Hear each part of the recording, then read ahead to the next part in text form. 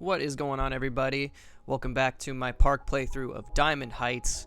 Actually, this is not a continuation of the last episode, so funny story.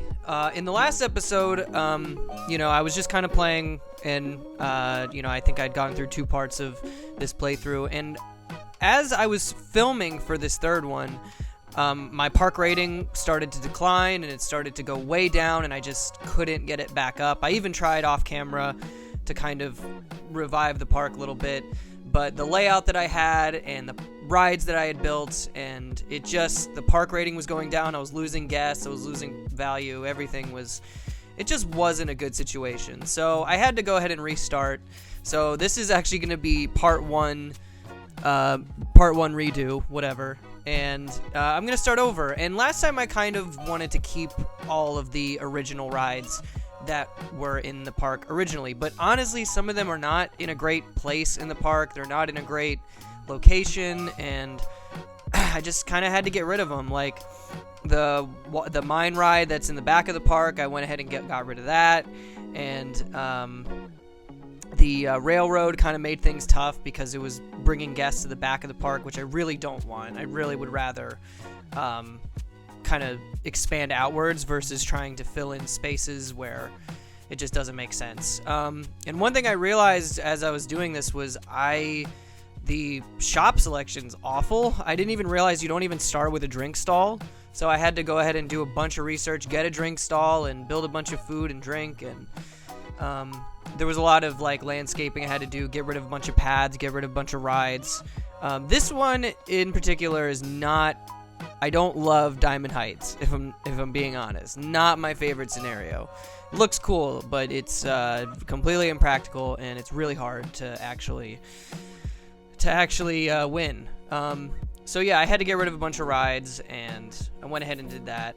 And finally, I get to start now on building some of my own rides to kind of fill in some empty spaces and, actually start building. And in this 40-minute recording, I think 20 minutes of it was hiring staff and building food and drink stalls and getting rid of paths towards the back of the park. But hopefully now, I should be able to maintain this park well enough to build it up within 3 years to get a 300,000 park value.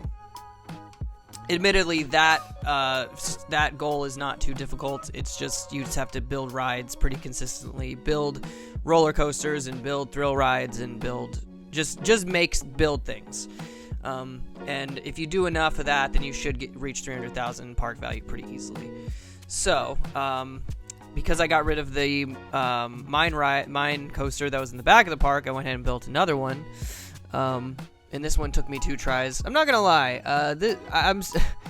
I've said it before, but my inexperience or my inability when it comes to actually playing with scenarios is starting to show. I'd like to think I'm pretty good at building roller coasters, but sometimes it just doesn't agree with me. I'm not gonna lie. Sometimes Rollercoaster Tycoon just goes like, "You think you can build coasters? Yeah, I don't know about that. You should try again, Chief." So I tried again. I finally got it's still pretty intense. This roller coaster has an 8 intensity rating, but that's a rating that people will actually ride. At least some people should actually ride that. I should be able to get some money from that. And the higher the intensity, I believe, the higher the park value. It adds to the park value, I think. So that's not too bad. Pretty happy with that. Also, the 2 coasters I built so far do not have names yet. If you'd like to name them, leave those in the comments down below. So the mine ride, wooden mine coaster, whatever, and the roller coaster, and now a pirate ship, any of those are up for naming. I just was kind of trying to do some maintenance and recovery work in this episode, so I didn't really get around to getting with the creative side. In the next episode, I'll try and maybe start building some scenery and start building some rides and doing all that stuff and really start making this park look pretty. But for now, I'm just doing the boring part. And right as I was about to build a looping coaster, I actually unlocked the wooden coaster, which is so nice.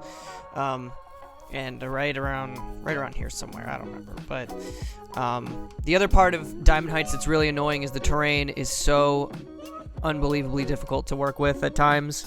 Right here, I was trying to build a twist scrambled eggs thing, and literally the one path I needed to connect it to the main path was blocked by a roller coaster, and I couldn't get it. I couldn't get it around. I couldn't get it. It was just a disaster. So I had to just demolish everything, move it somewhere else. It was just a waste of time. And yeah, honestly, fuck Diamond Heights. This scenario stinks. I know it's a lot of people like it, but I've gotten tired of it. Anyway, so built the scrambled eggs just to kind of put something out there on that little area.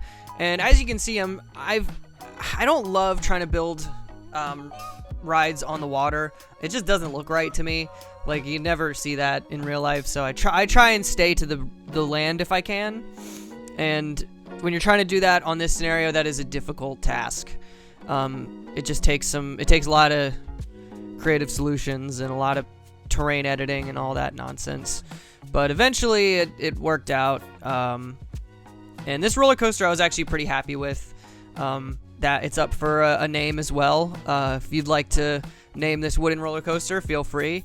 And yeah, that's gonna be pretty much that's it for this episode. If you liked it, make sure to subscribe for more Roller Coaster Tycoon content. And that's gonna be it for me. Thank you guys very much, and I will see you guys next time. Bye.